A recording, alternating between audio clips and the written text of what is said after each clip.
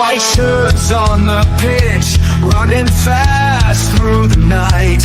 Every heart beating loud under floodlit sky bright. So to London, stand strong, in the stands they belong. Voices echo like thunder, to the club they sing along. Up in Spurs we arise, eyes on the prize. Victory in sight with all our might. King's fire in his eyes, glory's what he seeks. With every goal he flies, rising to new peaks. From the lane to far and wide, with the pride of the fight.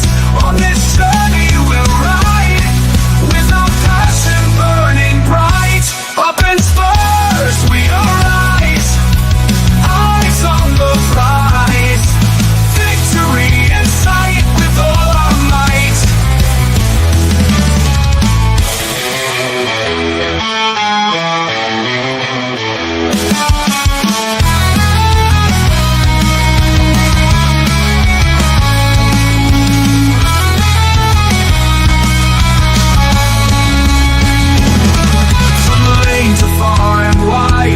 The pride of the fight. On this journey we'll ride, with our passion burning bright. Up in Spurs we arise, eyes on the prize. Victory in sight with all our might. With all our might. With all our might.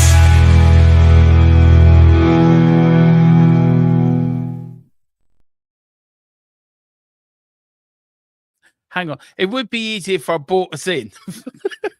Everyone's been looking at a blank screen for the next hour. That's what you get on this channel. You don't know what's going to happen from one moment to the next. That's why I love doing it. Hi and good evening, everyone. Welcome to the greatest channel around THFC till I die. Your home of Tottenham, past, present, and an exciting future under somebody. Who knows? Ange Postecoglou, James on here could be our next manager. Even Colin, who could be our next manager. Who knows? But welcome tonight, guys. Welcome to James, a new member of the THFC Till I Die group. James, how are you, sir? And welcome to the channel. Welcome to the Madhouse. And I'm really excited about this, so welcome. Yeah, thank you. Thanks very much for having me. Pleased to be here. Really looking forward to it. Been a Spurs fan all my life. Happy to give you my input and my insights on what I think is good for Tottenham. Controversial the better, I'm looking from you. Controversial the better. that's I can do that.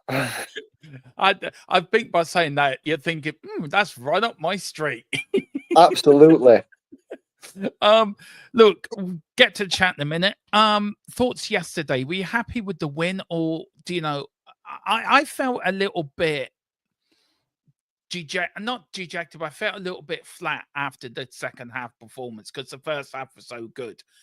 Do you think the players were looking ahead, do you know, for Thursday? Do you think that's why we're a bit flat?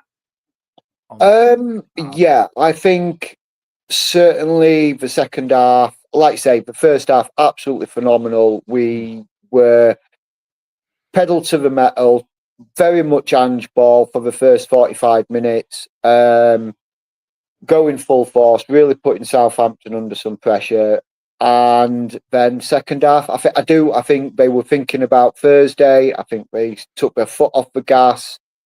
They allowed Southampton to get the foot on the ball, play their football. And I found myself a bit frustrated, I think, of the second half. I think Ange was very frustrated in the second half and how we played. Yeah, I think we could have been so much better. I would have, after the first half, I was saying to some of my buddies, I was saying, you know what, I can see us putting 5 past these.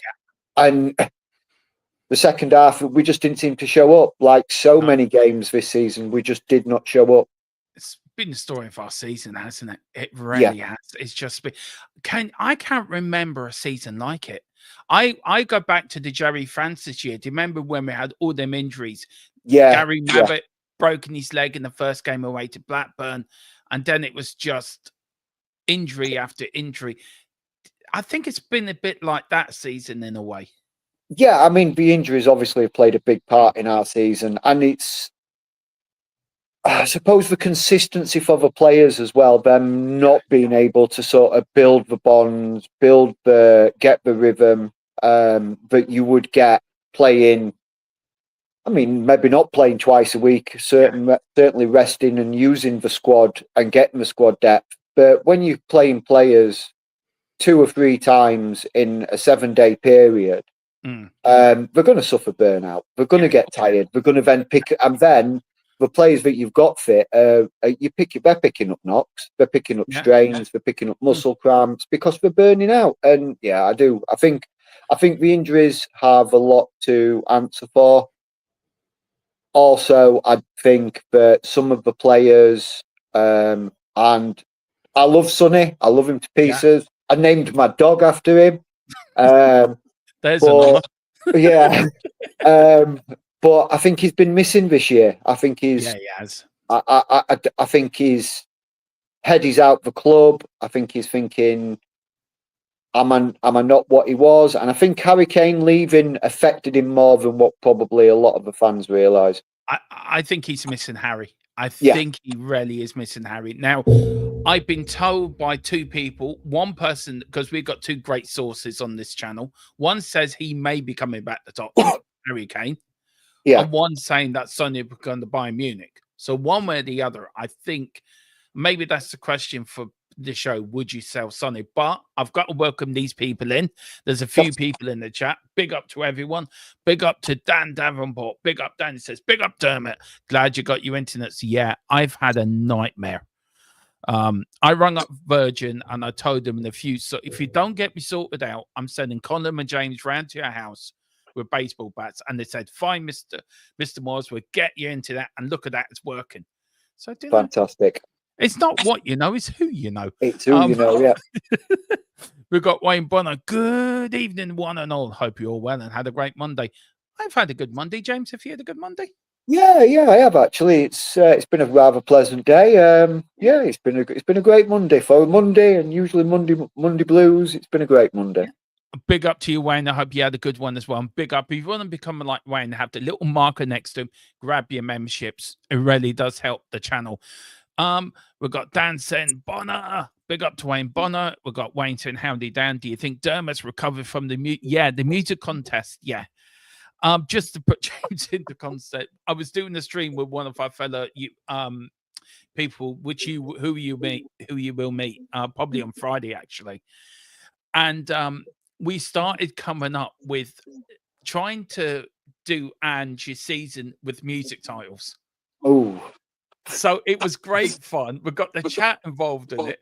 So I'm going to give you a little sort of I don't know what's the word, but channel installation. You know what I mean? To welcome to the channel. You've got to name Angie's season, right? In one title, music title. Now you don't have to name me now, but I'll have to think about that one. Yeah, I'll think about that one. Yeah. Big up to Dan. I wanted the music to contest to continue. It will be back. It will be back. Big up to the legend at himself, Colin, FTSM Colin. Big up Colin. Big up Dermo and big up James. Big up Colin. Do you want to say anything to your cousin? Oh yeah. Great. Thanks very much for inviting me, Colin. It'd be great to see you again, and we'll definitely go out and have a beer or two and talk some Spurs, and I can diss Man United. Yeah, we like dissing Man United in this channel. Yeah. I tell you one thing though, I have to say, since I met Colin, Man United slightly become my second club now. I think because of Colin, because do you know what? I don't know about you, but seeing the pain he's gone through with watching Man United for the last year, you genuinely feel sorry for the guy. You genuinely do start to feel sorry for him. It's. I mean, I do feel for certain Man United fans because it's welcome to my world. Yeah. Welcome to, yeah, definitely welcome to our world. We've got an idiot of an owner. A manager hasn't got a clue in place that don't play. Yeah, welcome to our world. Yeah. Big up Wayne, 96, 97 season, a cursed season with injuries. It certainly was. Dan says Ange has to go. He disrespected the fans. What was your view on the ear cupping? Do you think it was blown out of all proportion, or do you think he meant to do that? But it's a tough one, Dermot. It's a tough one. I think he's rubbing certain fans up the wrong way, and doing things like that is not really a grand idea. I think he's done silly things with the fans while he's been our manager. But I also think it shows a bit of pride and a bit of passion for the club. That, look, you can have your say, I am listening. But did it get blown out of proportion? Absolutely. Yeah. Any other manager in the Premier League does that, you might get a 10-page section or blah blah blah does cups their ears to their fans. Ange did it, and it's been all over the news on all the Spurs chats and Spurs websites for I read. It's been all over it for days, and I'm like thinking, okay, fair enough, we did it. Was it right? Possibly not, but it shows it. The man's got passion. Yeah, it does. I mean, I said it to a mate of mine, right? And I'm a massive Ireland fan, right? Republic of Ireland fan, right? And I hated Stephen Kenny with a passion. Yeah. We went to the Ukraine game, and within 10 minutes, I turned around to my mate Dave. I said, I want him gone. I want him gone. And he said to me, if Stephen Kenny had done that to the Irish fans, would you have gone at him? And I had to say, I would have done. So I get it why fans did it. But knowing Ange, like, I'm a massive Celtic fan as well. So knowing Ange like I do, and like probably you do as well. Yeah. I get it. It's him wanting to hear the fans celebrate. I think that was the intention. But the media just turn it on its head. Yeah. The media make a big... You look at Sky, that's all they talked about was the ear cupping. Yeah. And I think it's a ridiculous thing. It's just, how many managers do that week in, week out, up and down the leagues? Yeah.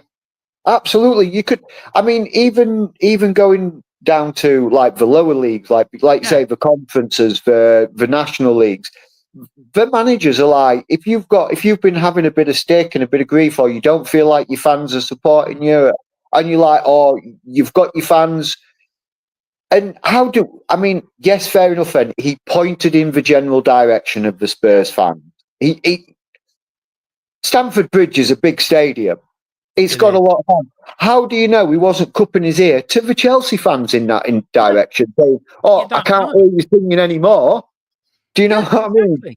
Exactly. He's done to the Spurs fans. Yes, I understand that there could be fans out there that think it was disrespectful. 100% agree. I agree with Dan.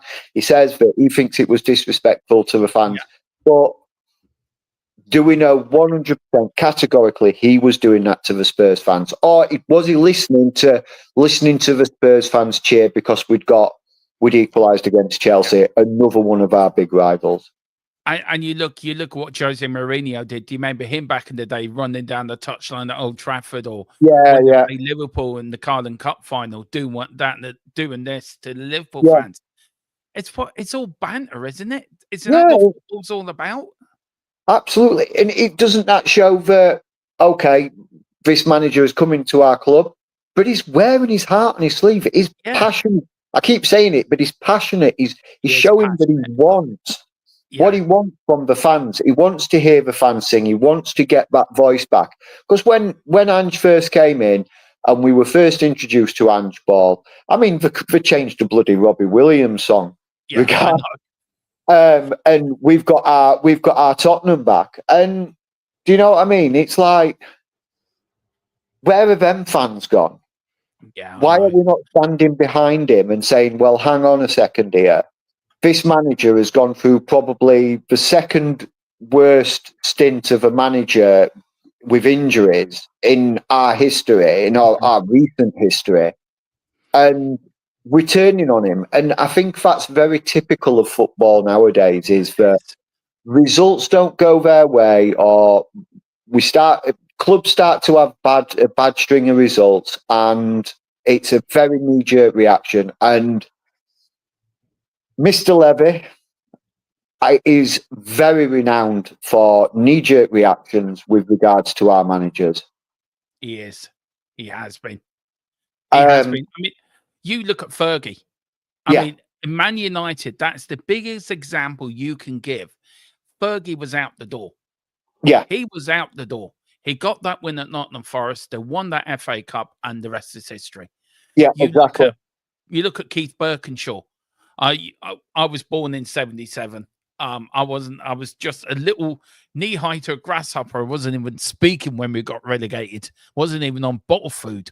Yeah. And they could have got rid of him after that season, but they didn't. They stuck by him. He got up. He brought success. So I don't know what it is. Are we so starved of success, James? Do you think that's the problem? We're so starved of success. We just want it now. Or do you feel getting to the Champions League final has made us a bit more? We think we're bigger than what we are, which is what a friend said to me who's an Arsenal fan. He wasn't saying it as an Arsenal fan. He was saying it as general conversation. Do Tottenham fans think they're bigger than what they are because we reached the Champions League final? And I think that's a point to that. It pains me to agree with an Arsenal fan. Yeah. But I think there is some truth in that. I think we massively overachieved that season by getting to the the Champions League final. I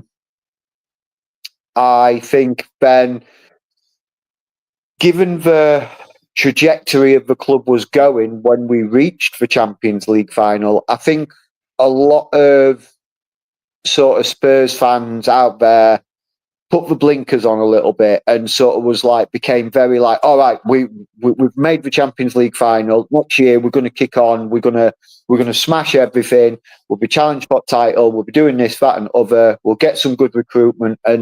But it didn't happen that way. And I think it was it was a big crash back down to earth. Yeah. And now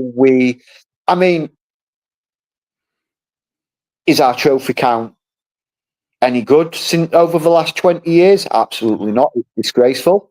Do I think we should have been winning more? Absolutely. But I look at more than just the trophy counts. And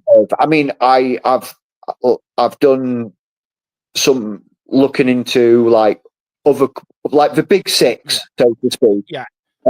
Which we are a part of. They say we are part of the big six in the Premier League, and it's just not good enough by a long shot. It's not good enough, and I think that we need this sort of a reality check within ourselves, within the Spurs fan base. We need a reality check to say, okay, yes, we're up there in the big six, but we're not quite there yet. We need more investment into the team. And that's where Joe Lewis and Daniel Levy come from. And I've been hearing like during the last month or so that we are going to be taken over. The takeover is happening. So whoever I can't say a lot about it till I get the go ahead, but whoever that takeover is, there's got to be major investment within this club. There has to be. Oh yeah, I mean, don't get me wrong, Dermot. I mean, I've got a few figures that I'd like to say that I did do a bit of looking into for the last 20 years since Levy and Ennick took over. Spurs are the only team that has a better net a better net spend than us is Liverpool. Jesus, Liverpool, I didn't know that. So, just for instance, Arsenal, for instance, 20-year period, 14 trophies with a net spend of just over £1 billion. Manchester United, same period, 26 trophies with a net spend of negative 1.7 billion. Jesus. Chelsea, 15 trophies They've got a net spend of just short of £2 billion. We have one trophy in a 20-year period with a net spend of negative 947 million. And Liverpool are just behind us with negative 798 million. But they've won 19 trophies in that period. It's yes, I get we need investment in the team. But we've had some investment in the team, but has it been good investment? No. That's the key. When you're going out and you're splashing £60 million on Richarlison, who, I'm sorry, has been a complete and utter flop and a waste of money. You go back a few more years, Sergei Rebrov. Yeah. I can't remember what Rebrov cost us. I think it was somewhere in the region of about 20 million at the time. And again, another flop. Robbie Soldado, another flop. We pumped money into all these players. The Gareth Bale money, we sold Gareth Bale for 90 million. We bought all these players in, and out of all the players, I could probably say Christian Eriksen was the one good player or great player that came in that bunch. Eric Lamela was maybe turn up one game in 5. The defenders, Chorluka, Paulinho, just never turned up for us, and they were big transfers. Yeah, I get it. We've wasted so much money, haven't we? Yeah, we absolutely. Really have. I mean, yeah, you go back to the Bale money. Christian Eriksen, you're right. It's the only one out of that. I hate to say it, we spunked that money. Absolutely, yeah. We got that money and we just threw it about like it was silly. And that was Steve Hitchens' fault, by the way. He should take more responsibility than he never gets enough slack and enough, discredit for what he done. Yeah. He never does for some reason. He just seems to be able to dodge a bullet. I mean, that man's got more lives than a cat. He has. I mean, you look at Lang. He needs to go. Scott Munn needs to go. Yes. Please, for the love of God, bring back Paratici. Just bring him back. And Gabardini as well. Please. Yeah. I mean, as I did Paratici bring in all superstar players? No, he's had a few misses, but you look at the players that he actually encourages to go out and buy. You look at Kulusevski. I mean, if you look at Kulusevski, the amount of money we paid for Kulusevski is a snip. He's a £100 million player every day of the week at the moment. Destiny Udogie, another one. Vicario, yeah, another one. I mean, yeah, I mean, Mickey is just. I love Mickey. Mickey Van der Ven is like. He's been a big miss this season. He is a phenomenal player, and I just hope we can keep hold of him because, from what I'm hearing, there's a lot of big clubs sniffing. And I think if we don't get into Europe this year, if we don't win the Europa League and we don't get into Europe this year, I think he'll stick with us. But don't get into Europe next year, I think he's probably going to start looking to. I'm going to go to a big club because I could probably walk into any big club anywhere in the world and be a starter. But that's just my opinion.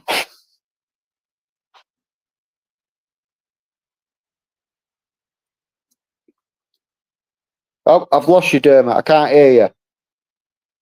I've muted myself. This mic keeps muting itself for some stupid reason. Big up to you, Geordie. I don't begrudge you a trophy, and I don't think you don't either. I'm actually pleased Newcastle won that day, but don't make it a habit. Just one's enough for you. One's enough for you. One's enough. He says Newcastle are 2-0 up already. He's in 7th heaven. Forgot they were playing tonight. Yeah. Big up to Levy Towers. I respect you guys trying to defend, but when he wants the fans on his side, then he needs to be adaptable and stop being stubborn with these tactics starting Thursday. Do you know what? I think that's a fair point. I actually do think that's a fair point Levy is making. Towers is making. Look, I think he does have to adapt a little bit, Ange. He has to be a bit adaptable, but can he adapt to the squad he's got? I don't think he can. I think he No, has to. I don't think he's got the players to adapt. no, I don't. I agree. I mean, Jed Spence has been a breath of fresh air this year. Really, really taken the scruff of he's been given his opportunity and he has grabbed that with all his life. I think Brennan Johnson gets too much stick, but you look at the players who we've got. I mean, you've got Johnson, you've got Kulusevski out on the right, you've got Sonny, you've got young Mikey Moore, who's not even getting a sniff around the first team at the moment. And I think that's what lets Ange down. Given that, I mean, Archie Gray was phenomenal filling in at centre back. You get, yes, I understand. You get Van de Ven back, you get Romero back. I get it. You want your main guys at the back, but then surely Archie gave enough account of himself to say, right, well, I'm going to throw you in middle at park, and you're going to boss that as you're going to be my holding defender. You're going to be my DM. You're going to be able to cover that line. You're going to see the passes because you've worked in defence. You know where the threats come from. I think he'd be excellent in there. But no, I don't think we've got the squad. I don't think we've got the squad. And when our squad got decimated like it did, it just made it 5 times harder. It did. I mean, when you're depending on Blue Man Pasuma, I mean, what bloody hope have you got? I mean, he's been useless. Big up to Wayne Bonner. Yeah, he has been. Big up to Wayne Bonner. Modern football fans have ridiculously high expectations. Throw their toys out of the pram when they are numbered. Do you know what, Wayne? I think you, me, James, I think even Colin as well, are fans of yesteryear. We're a dying breed as fans. You know, I think we are a dying breed fans from our decade, like from our era. Do you think today's fans just want success now? And then especially the ones that have been on the Levy's Enix ownership.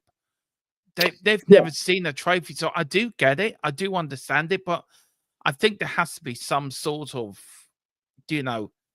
okay, it's going to take time. This is a rebuild. It's going to take time. But Ange is not a rebuild manager. Ange is a win-now manager.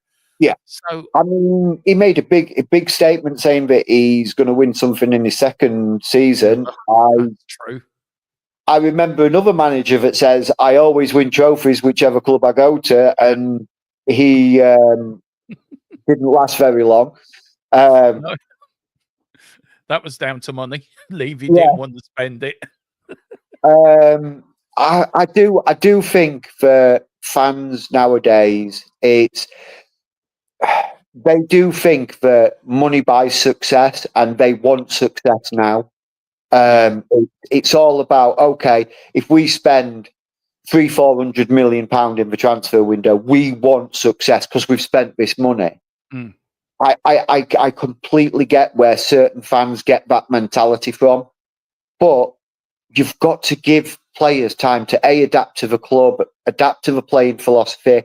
So yes, things may fall down and it might not be a great season in your first season, but you've got to then look at the progression the season after.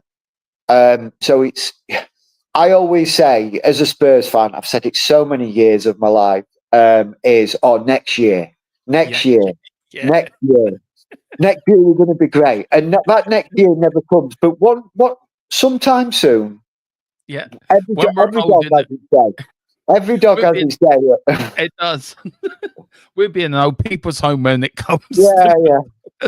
We'll be there doing with our Zimmer frames back in the day. Back in the day, I remember when Ange Postecoglou. Yeah. Who's Ange Postecoglou? On the potch, we achieved beyond expectations. We did, big old Wayne. Wayne says, in our history, we've had 2 good spells of winning cups under Nicholson and Birkinshaw. Yeah. That's it. That is it. Big up Levy Towers. This last comment says, we've had investment, but these owners won't pay the wages. That's the problem to get the top players. We always go for quantity rather than quality. look, you look at Man United, right? I use them as an example, right? They will pay the wages. They will Yes. pay you what you want. Fergie, when he was in charge, I want Harry Kane, I want Sonny. You could put €100 on the bookies that transfers will happen.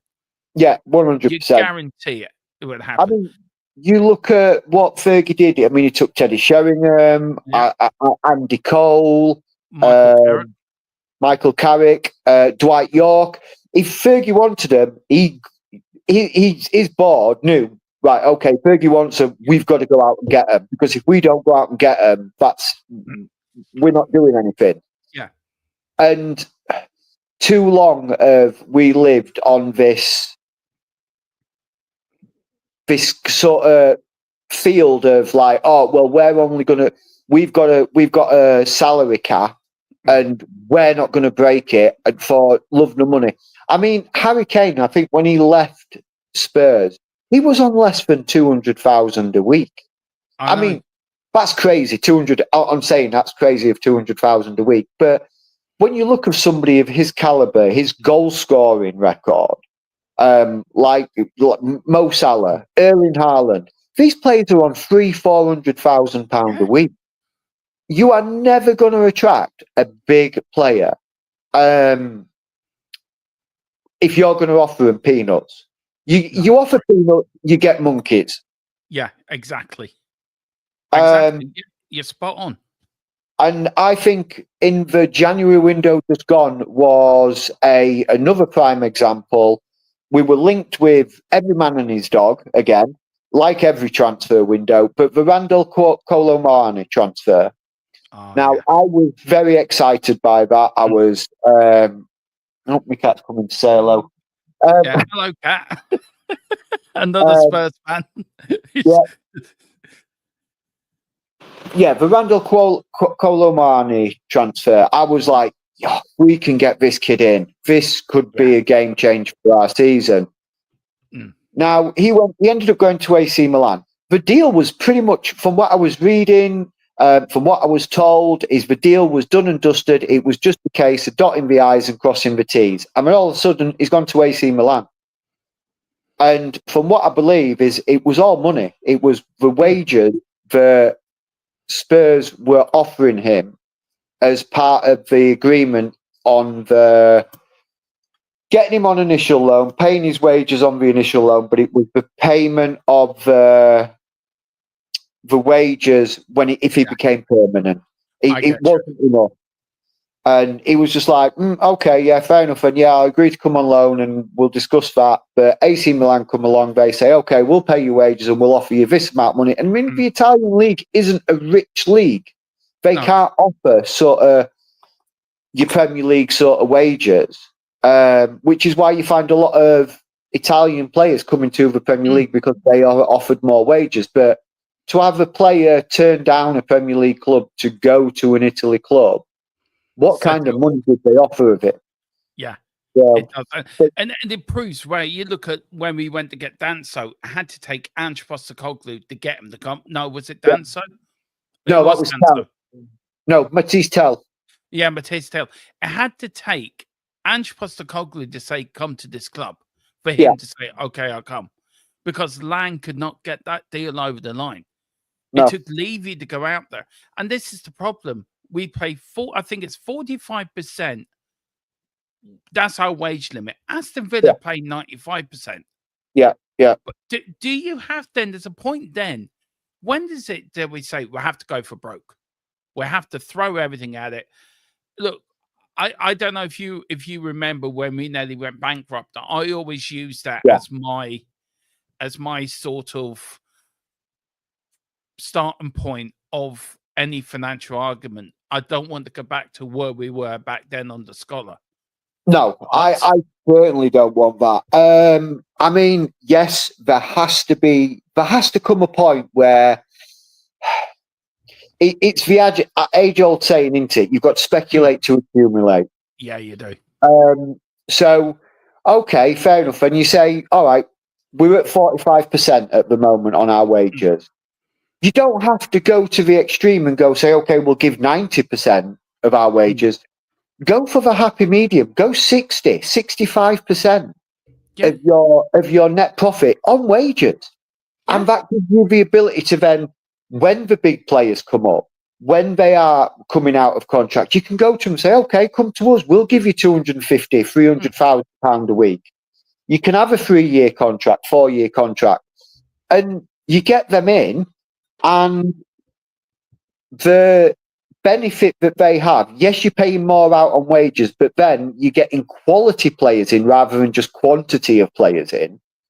You then have better seasons, you go on better cup runs, you're in the Champions League year after year, which gives you higher prize money and TV rights and revenue.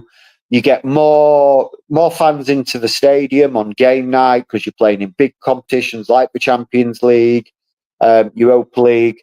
You're able to subsidise that outlay on the wages because you're bringing more in. You're finishing higher up the table. Yeah. You're getting more prize money. You're finishing later in the Champions League. You're getting more prize money.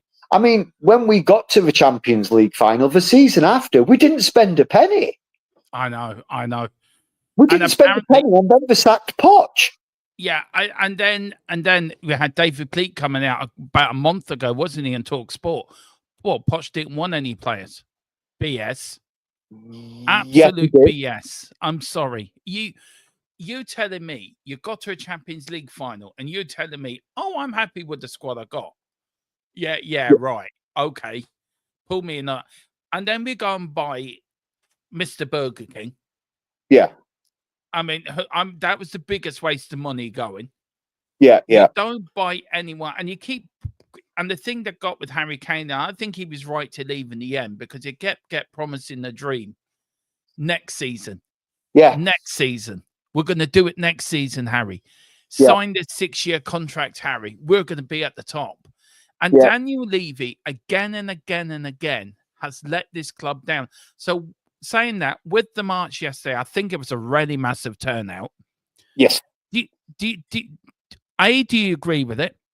And B, do you know, like me, do you think this is the wake-up call that the club, that some fans need, that our club need to change? And it does need to change.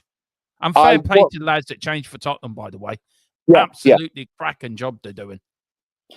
I 100% stand by every one of those fans that went out on that march. I think it was somewhere in the region of about 120,000 fans turned out. It was a massive turnout. I mean, the ground only owes 62, so where the other 58,000 went is beyond me. But maybe went to the pub to watch it. But absolutely massive turnout. 100% agree with what the fans are doing because it's now coming to a point where the fans have had enough of.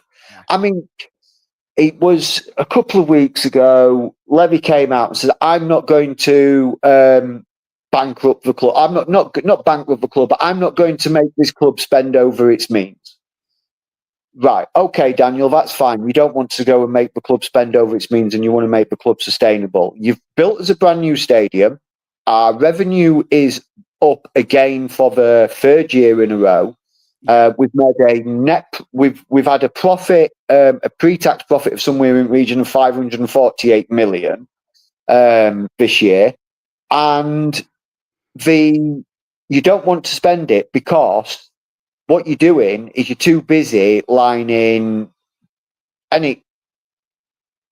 your own goddamn pockets because it's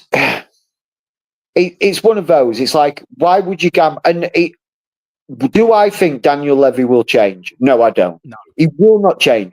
That man is set in stone. He is, pardon the crudity, but if you shoved coal up his bum, you'd pull out a diamond. He's that tight. He is. Why would he? Thanks for putting that image in my head now. Why would he change? Why would he then say, "Okay, fair enough, and I'm going to make that gamble"? Why would he? When he's got the Spurs fans by the short and curlies. He knows we're going to turn up because we're passionate about this team. Yeah. He knows we're going to fill that stadium week after week after week. Yeah. So what does it matter? He sees his, he's like, well, fair enough. He sees that 120,000 as small fry. Now, it's not. And I think it needs to happen more. And I know it's hard to sort of organise the marches and getting them out there and things like that. But I think it needs to happen more. And I mean, you look at what those fans did. Every one of those banners, flags, scarves, all the money that was made from the sales of those, it's all gone to charity. It's not gone to line anybody else's pocket. It's gone to charities. And charities for the local area. And it's like that's such a good thing. Puts us in like, yes, the marchers, it paints us in a negative light, but actually we're trying to change our club, and we're actually doing good in the community by doing this. We're not just being destructive, we're actually trying to be constructive in our criticism of how our football club is run. I get it. I get it. And I think you're right on that. I mean, I just want Levy gone now. I've always been on the process of, if Levy does bad, I will criticise him. If he did well, I will praise him. I've always been down the middle. I just want him gone. I want him and Edie gone. I want this, as I said before, I got told this takeover will happen in the summer. I'm standing by that news. I'm standing by the source that gave that to me. And it will happen. And thank God it will. But Levy will still be there as an advisory. But he won't have any control over the football club. It's just what we need. We need to act like a big club. And I've always said it. And I've said it to my dying day. Give me White Hart Lane and a title-winning squad instead of this shiny new stadium and the shit team we have now. Yeah, 100% agree with you. I mean, is Daniel Levy a shrewd businessman? Has he done good things for the club? Absolutely. I can't knock him on everything that he's ever done for our football club. He has turned us into, it sounds stupid saying it, but he's turned us into a financial powerhouse. But he's too business orientated. It's not about the football team for him. I mean, you see him when he's in. You see it when watching the games on the TV, and he's sat there on his phone. He's not watching the game. He's doing business on his phone. He doesn't look interested. Yes, fair enough. When we got to the Champions League, there's that famous picture of him and Poch smiling on the pitch, clenching fists and giving it one of those. Does he actually care? Because I don't think he does. I think he cares. He cares about the bottom dollar. The bottom dollar is what he cares about, and making money. So if you want to leave him in the football club, yes, leave him in the football club. Make him the business director, so he can generate the business like he's done, and help improve in the infrastructure of the team, of the club, not just the team, but of the club. But allow somebody to come in who's passionate about football, who cares about Spurs as a football club, who cares about our history and our heritage as a football club. You just hit the nail on the head with me. What I'd love to see, firstly, is ex-players come back as the committee to deal with the football side of the club. Have a football committee there and let them deal with the manager. This is what we need, like a Steve Perriman, Graham Roberts, Gary Mabbott, players like that. I've said it before on this channel. There should be statues of Bill Nick, Jimmy Green, Danny Blanchflower. There should be the South stand should be the Bill Nick stand. The East and West stand should be the Arthur Rose stand and the Danny Blanchflower stand. And there should be one for Jimmy Greaves in the North stand. Yeah. You know, for me, that's when, and call the bloody stadium White Hart Lane. Yeah, that's what it's called. It's built on White Hart Lane. It's not moved. Well, it's moved about 50 yards one way, but it's on White Hart Lane. Yeah, it has always been White Hart Lane. Or if you want to really connect with your fans, call it the Bill Nick Stadium. Yeah, somebody who's got passion for our football. I mean, that man did so much for our football club. He did. Bill. I mean, Philip Brady, who started the channel with me, and you will meet him. He's been around football like he's in his 70s. Don't mind me if you're watching, Philip. Sorry for mentioning your age. Don't send another horse's head down to me. I can't fit any more in. He's known as the Godfather, and they keep sending me horses' heads. I cannot fit any more horses' head. Mrs. Tron does not want them in the house anymore, Philip. Leave them where they are.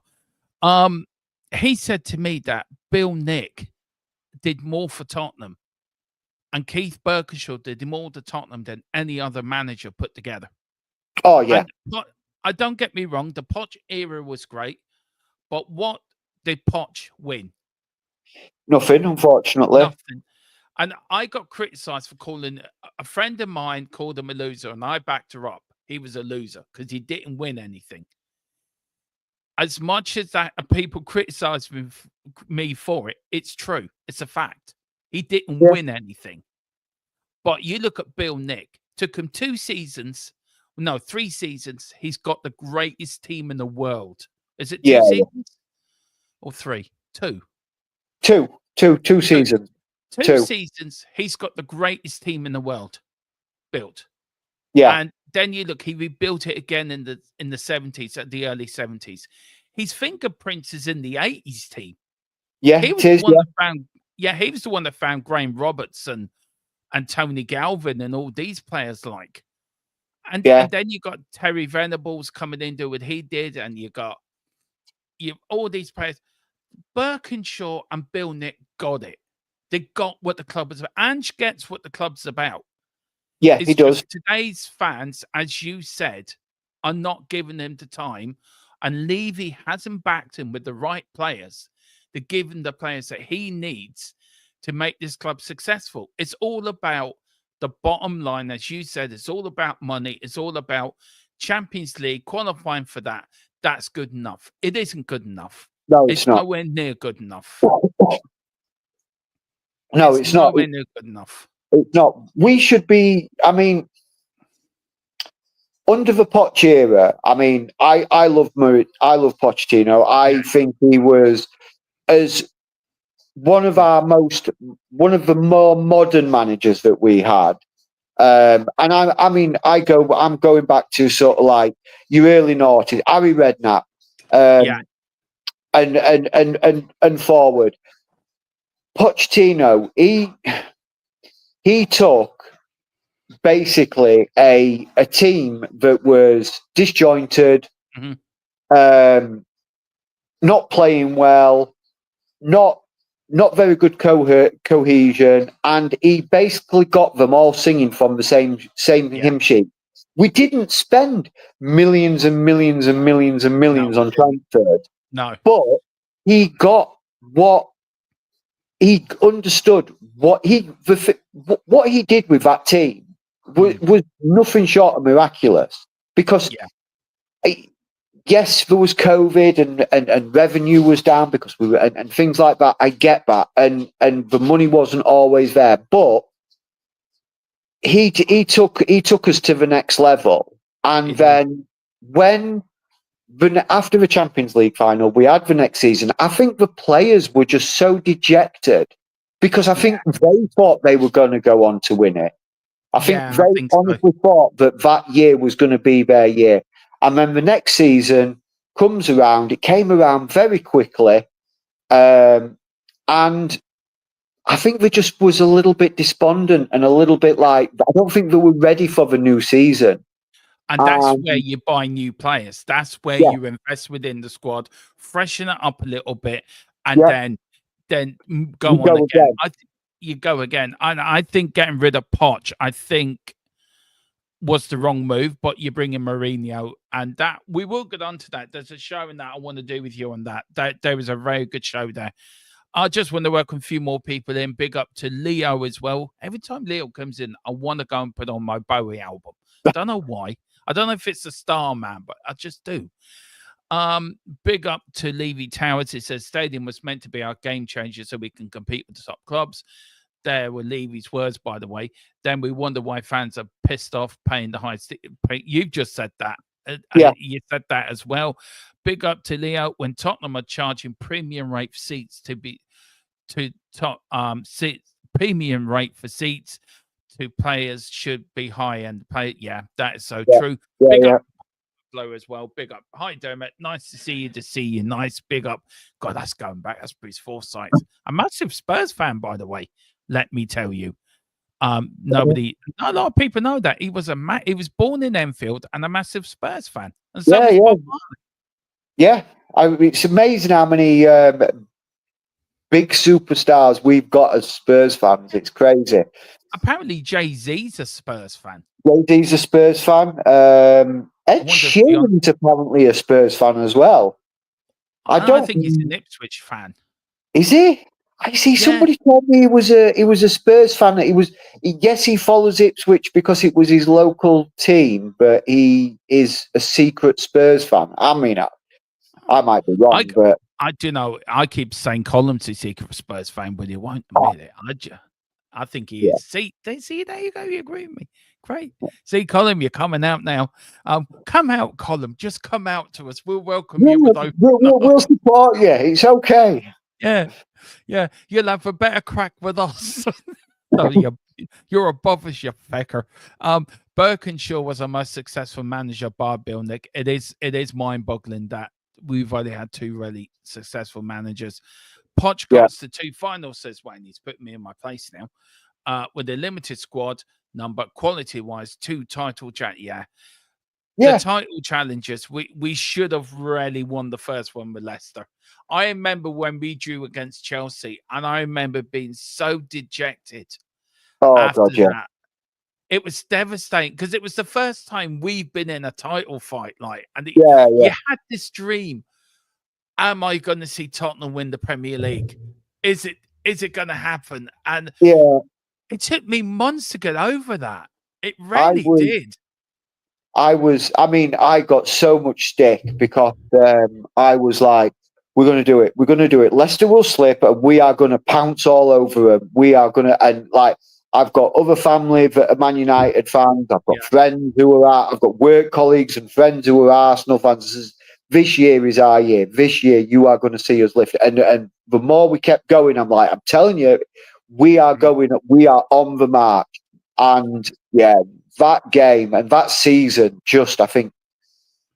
I think it ripped the heart out of so many Spurs fans because we was like, how have Leicester done it? How have Leicester gone from a 5,000 to 1 shot to lifting the Premier League title? But you look at Notts Forest doing it this year. Notts Forest are doing it this year. They're outplaying certain clubs who fantastic. Yeah, and I called Nuno. I was calling Nuno the Garden Gnome when he was at our club. That was my nickname for him. He was the Garden Gnome.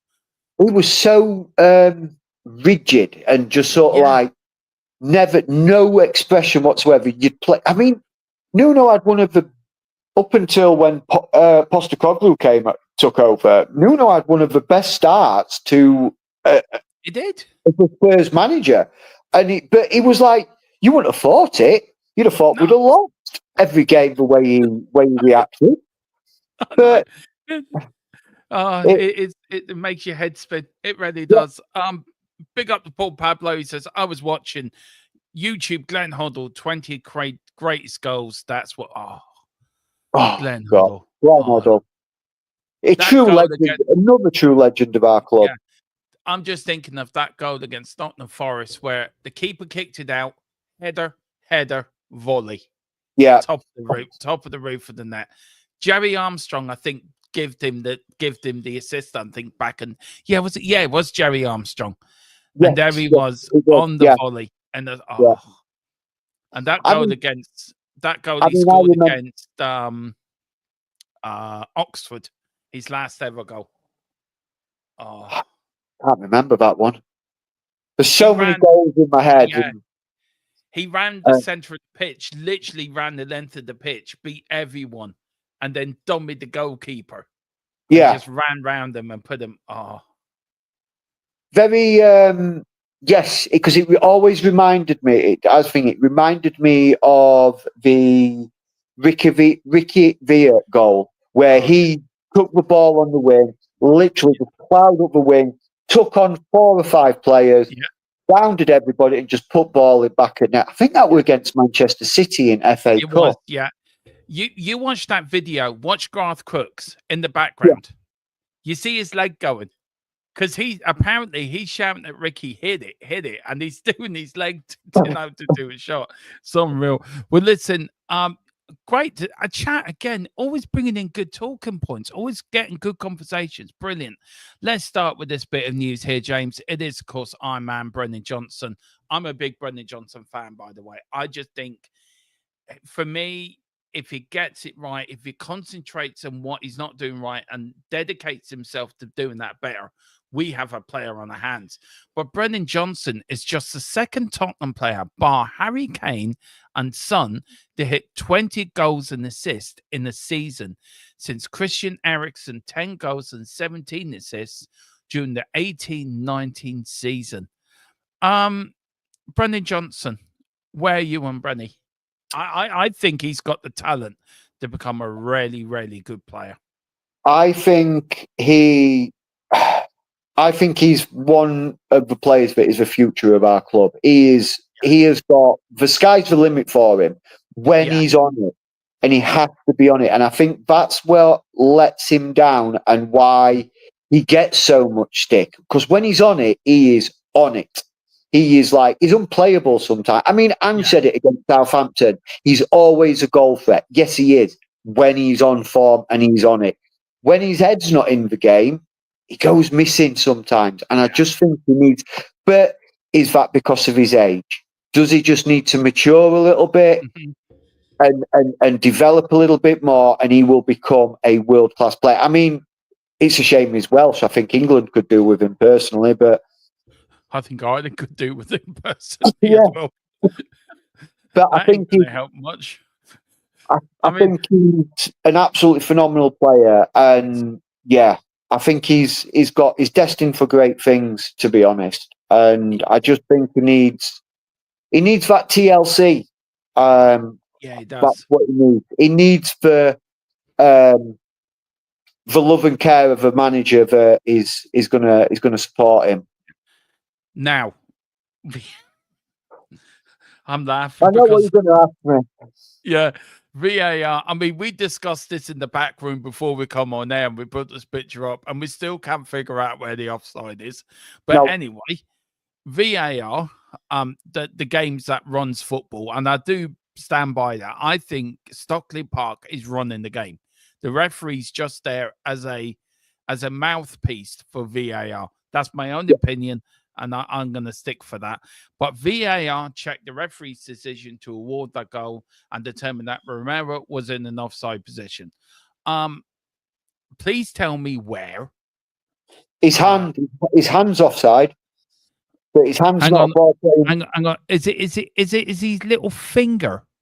Yeah, I think on his left hand, as he's sort of getting ready to move, is fingernail, not his finger. I think his fingernail is slightly over. I mean, it could be a blade of grass. I'm not sure, maybe. What makes me laugh, James? Right, what really makes me laugh is they got this automated system that they use in Europe.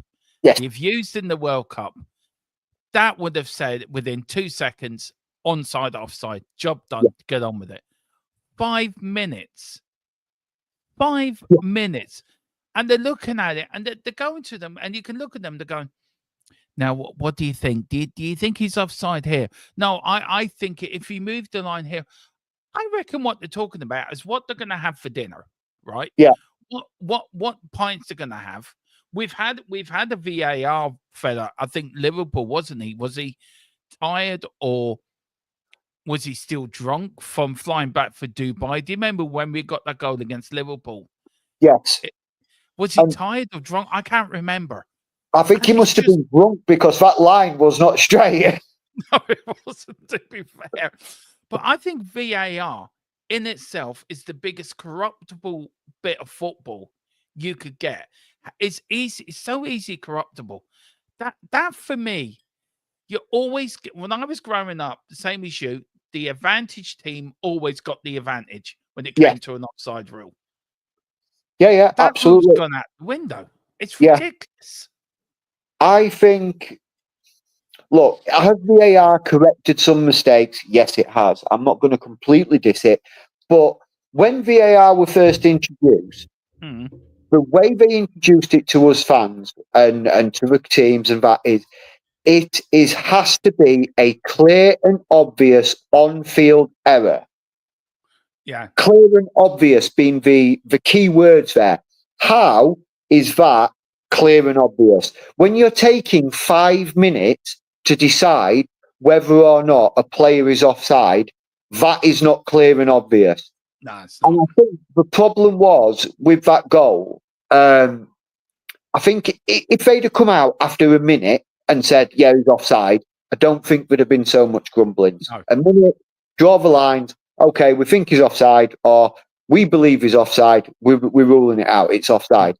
When it goes to 5 minutes, you start to think, hang on a second, if it's taking this long to try and prove he's offside, are they now committed to finding he's offside? Yeah. So they then have to sort of like, okay, so we have to now declare he's offside because it's taken us this long. And if we say this long, 5 minutes in, and we now say, oh, he was actually onside, it makes them look a little bit twatty. Yeah, it does. Whereas then 5 minutes and then declaring he's offside, it's like, yeah, but we had to make sure we were getting the right decision and they can defend it. It's a defensible position. And that's the thing to me, is they put themselves in a defensible position, whereas, okay, took that long, but he's offside. And I'm waiting for Mike Up to come on and say they made a mistake. Yeah. I'm waiting for that show to say they made a mistake. I mean, I don't think the goal on Thursday should have been chalked off either. Just my opinion. Maybe the Sarr one or the Chelsea one? The Sarr one. No, was he? Look, did he catch his leg? Yes, but that's football. Sarr's trying to play past him, trying to get his foot to that ball. He's obviously touched it because it's moved in that direction, and he's caught his leg. He went down like his leg had been amputated. It's modern footballers. It's like 30 years ago, that challenge wouldn't have even been blinked at. That's a great challenge, and it'd have been applauded. Nowadays, you breathe near a player and they go down like they've been sniped in the head. I'm going to love doing the watch along with you. It's going to be absolutely brilliant. Yeah. It's going to be one of those. I think we might. I don't think I monetized that video. What we're going to do. There'll be a few. You get up, you lazy son of a gun. Now, we were talking about this in the background. Southampton did get relegated yesterday. The earliest team ever to get relegated in Premier League history. That's some feat, I tell you. Fair play to Southampton. Tottenham won a huge discount on Tyre Diblin after. I don't think Tyre Diblin is a Tottenham player. I don't want them going anywhere near him. If they do, then 25 million. That's what I offer. 25 million and give them one of our useless players. Let's get and bring him in. 25 million and Yves Bissouma. Yeah. Yeah. He's good enough for a championship. Well, you got to tell Southampton to supply him with balloons, though. Yeah. Yeah. There must be a balloon factory nearby. Yeah, absolutely. I mean, like you say, Dermot, we were talking about this before we came on, and I'm of the opinion, yes, he could potentially be a good player. He has potential to be a good player. Right now, the kind of money Southampton are toting around and wanting, if you're paying that kind of money, you're crazy. For that kind of money, you're wanting a world-class Premier League, top of the Premier League caliber club player who is not gonna. You don't have to nurse and sort of continue his development. He is the ready-made article. Tyler Diblin is not the ready-made article. I don't think he would fit into our system. I don't think he would get into the team. I think we've got too many decent players and our own youth players coming through. And if we do pull the trigger on signing Matisse Tell from Bayern Munich in the summer, I'm unsure on that one yet. I do think he's got potential, but again, it's one of those. I don't know. It's a no for me. It's a no for me. I don't think is the right for us. I agree with you, man. So no for me too.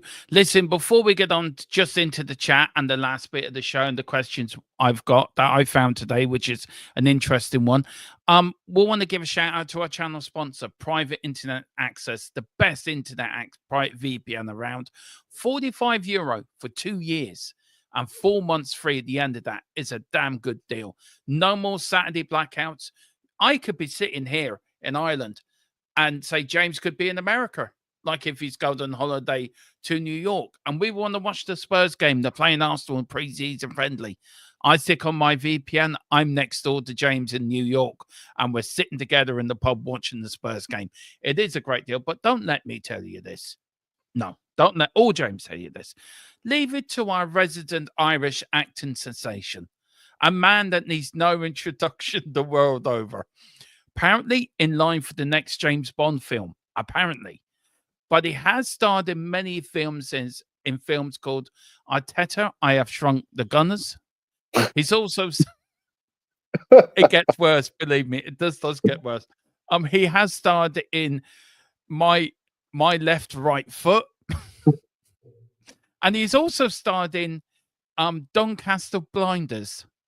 But he was very good in that. Did win an Oscar for wearing the worst hat in Doncaster history. And he's also the only man to have his football club named in our parliament.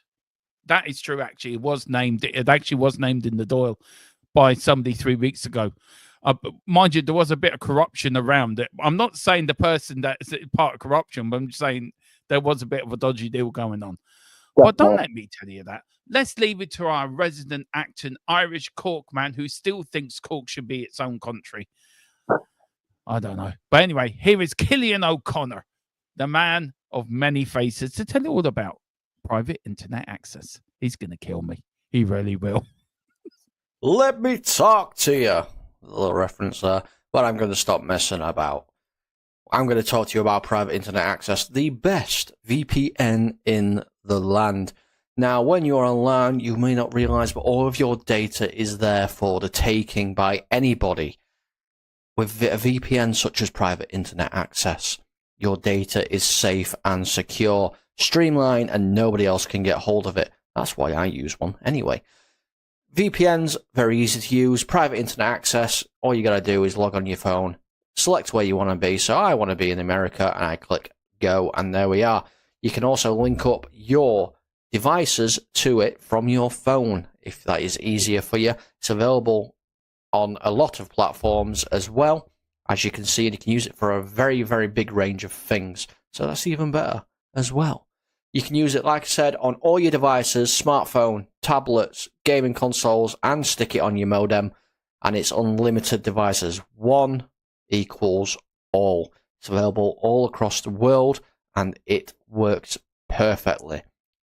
What they do is they mask your IP address, so pesky 3 o'clock kickoffs aren't an issue anymore, and they're independently audited, so there's no logs, 30 million customers, and 4.5-star Trustpilot rated excellent review.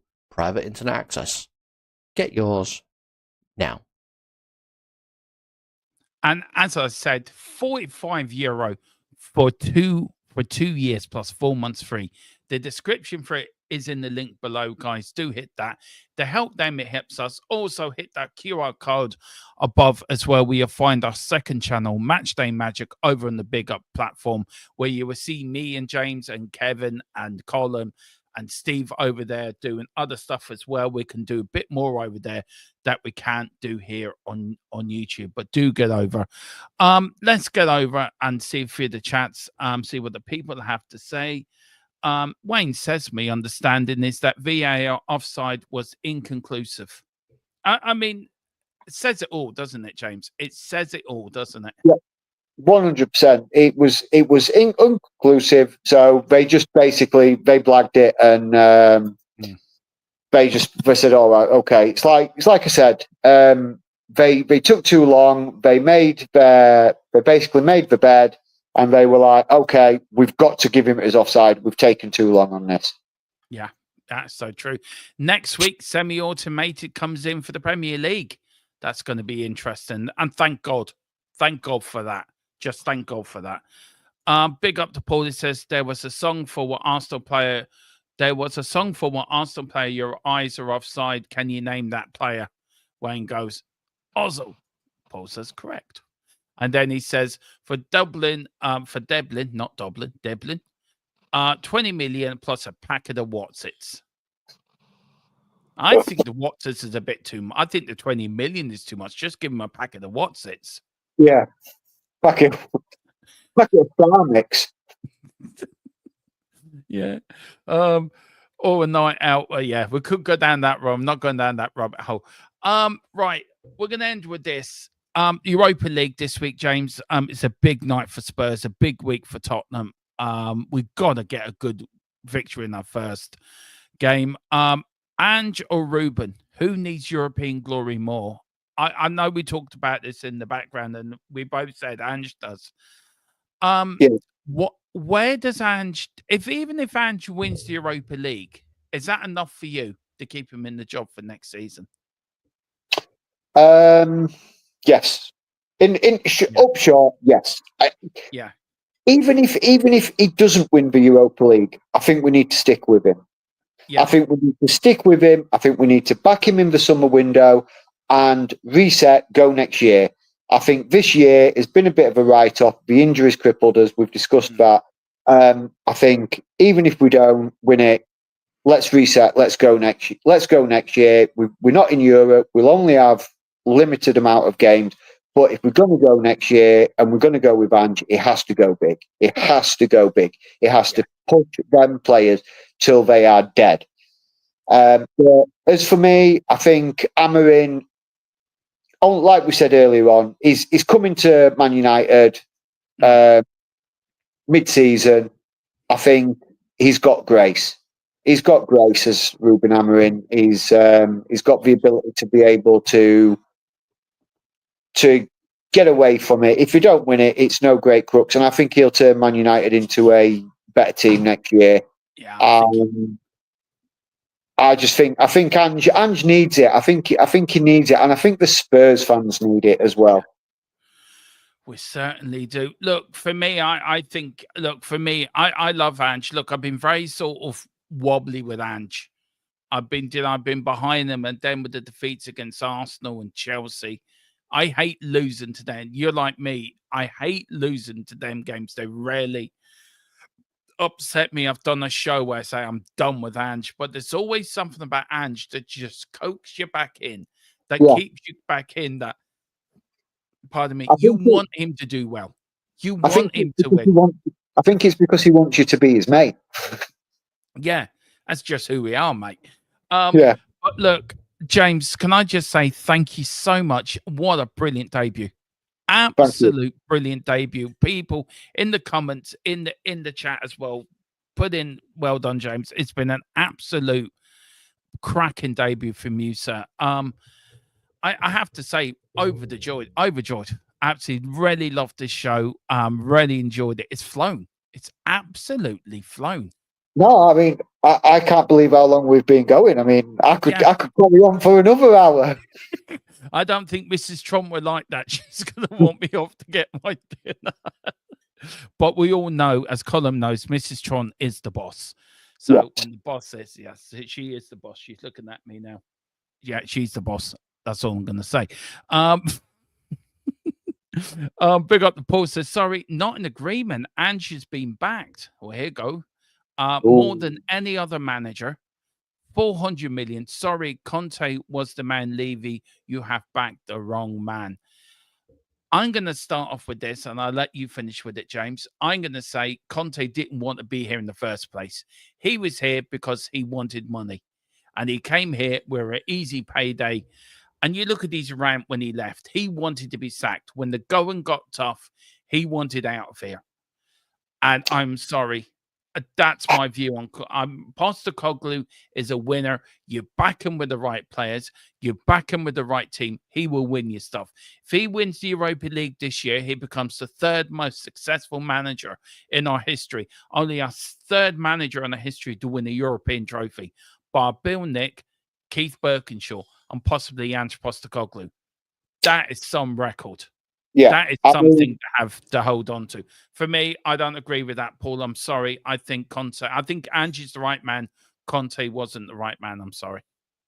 I'm in agreement with you, Dermot. I do not think when Conte became our manager, I honestly nearly put my Tottenham shirts on the fire. I didn't like him. I didn't want him. I do not think he was the right man. He was too arrogant. Yes, a bit of arrogance is good, but I don't think he was right for the club. I think it was, like you say, he came for the money. He came for an easy payday, and when things weren't going his way, he threw his teddy out of the cot every other week. Yeah. Blamed the players. He disrespected the players week in, week out. Never shouldered any of the blame. That's the one thing. If Ange gets it wrong, Ange will say, I got it wrong. Yeah.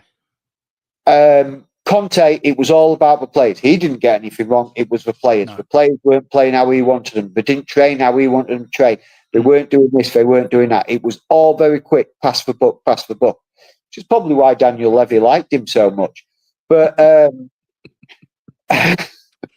but yeah, so I do think Conte, he was looking to be sacked. He was looking to be sacked. He wanted to be sacked because he knew that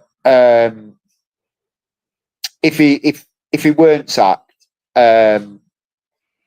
he was never going to accomplish anything. And he'd promised everything in the world. He'd promised Spurs fans everything, and he weren't delivering. So he just basically went on that rant, upset the board, and that was it. The rest is history. But no.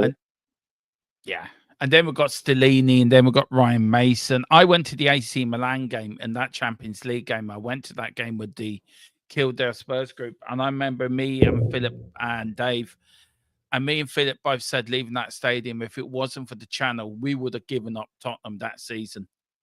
I really would have done. It was the most boringest 90 minutes of football I watched in my life. And this is at home, and you're trying to win a game to get into the quarterfinals of a Champions League. It was just ridiculous. I mean, Stellini, when Stellini took over, I honestly thought he was going to tear up the seats and be like, right, okay, I'm in charge. I'm going to put my stamp on it. Yeah. And what did he do? He fielded the same team that Conte did, playing the same tactics that Conte did, and he expected. That's dooming to repeat the same mistakes or doing the same things over and expecting a different outcome. When Ryan Mason took over from Stellini, Mason changed it. He changed the tactics. He changed how we played, and we got some positive results. But like I say, no, Conte for me, no. I think Ange is the right man for me. I remember Stellini's first game. What was that? 5-0 down in 30 minutes or 40 minutes against Newcastle. But Paul has come back. He says Conte did not be here because of Levy. You think Ange is not here for the money? Ange is 48 years, never stopped team. Ange is a yes man for Levy. Look, I respect everyone's got entitled to their opinion. We respect everyone's opinion on this channel, and you have a right. We may not agree with it. We may not agree. I don't think he is a yes man. I know he's not a yes man, but look, I respect your opinion, and you have a right to your opinion. But I just don't agree with it, Paul. But look, it's great to see you back, man. I haven't seen you in the channel for so long, so it's great to have it back, and keep coming back. Keep pushing me and James and the people on this channel with your opinions. Keep pushing us. That's what we want. We want you putting in comments in the from all of you, comments in the comment section. That's going to make me and James, whoever who's doing the show, think. Make us make us think, hang on, has he got a point? If not, this is our reason. It's all about compromise. It's all about respecting opinions and creating conversations. And that's what it should be always about. Do you want to say anything to Paul before we get to find both people? If you're on any social media or anything, so we'd get that. I agree with you, Dermot. I don't think Ange's a yes man, and I think he does want to try and better his club, and I think he will push Levy or leave it. I think I agree though. If you think we're wrong, tell me I'm wrong. I mean, I've been a Spurs fan 40 plus years, so I'm more than happy to listen to anybody's opinion. Spurs fan or not a Spurs fan, like you said, everybody is entitled to it, and I think that's what's so good about us as Spurs fans. We can listen to other people's opinions about our football club, and although we might not agree, and we might not agree on how things should be done, but we agree on one thing and one thing only: is we only want the best for the football club. Yeah. And we love our football club. We really do love it. Yeah. They're our second love. Our families come first. Tottenham Hotspur comes second. Well, James, listen, man, it's been an absolute blast. I've really enjoyed it. Again, a cracking debut. Absolute cracking debut. Really enjoyed your company. You're back on, what day is it? You're back on Wednesday with me. Yes. So we'll have another, we'll come up with a good, we may do a VAR show that night. We'll try to criticize VAR, but people do put in the comments and the chats. Big up to James as well. Please do. He's joined the channel. I'm absolutely over the moon. I cannot believe 2 people have got the last couple of days fell into my lap. Just I'm cock a hoop. I'm cock a hoop with the people I've got now, and we are going to push on. We're going to push on for 3. But James, where can people find you? If you're on social media, or you're on X, or you're on whatever, where can people find you? I suppose I'm going to have to get back on social media, aren't I? I don't tend to do it that much. I will re-kick out my social media. Maybe for the next show, I'll give you the login details for my one, so you can use that. So you can use the channel one. So save you keep your private one private, and you can link into I'll give you the details for the channel one, so you can use that. But yeah, Wednesday, you'll see James again Wednesday. I'm not on tomorrow. I'm having the night off tomorrow. I've got a few things to do channel wise, but we are back Wednesday at 8, me and James. We're going to talk about the latest news. We're going to go over a few transfer rumors as well, which is going to be fun for transfer market as well. And we're going to look ahead to the game on Thursday. So we're going to go through a predicted lineup as well. We're going to get our thoughts in, and we're going to get James's prediction. Also, James will be doing a video putting his pre-game thoughts up, so we will get that up on the channel as well for you Thursday, for you members. Then Thursday, we're back on with the watch along, and now it's build up. Then we've got final score straight afterwards. Friday, James and Steve, I think, will be joining us as well. And then Saturday, we have the Saturday where we've got build up for the Sunday game, and then Sunday we have the watch along and final score, and also other little pre-recordeds. But James, thank you very much for tonight, man. Everyone, like and subscribe, whatever you want to do. And as always, come on, you Spurs. Come on, you Spurs. In somebody we trust. Yeah. I don't know who yet. In someone. Everybody. We trust everybody. Hang on. Doris the tea lady. That's who we trust. Doris the tea lady. Yeah. On that bombshell. See you on Wednesday. Bye. Lanes are far and wide, with the pride of the fight. On this journey we'll arrive, with our passion burning.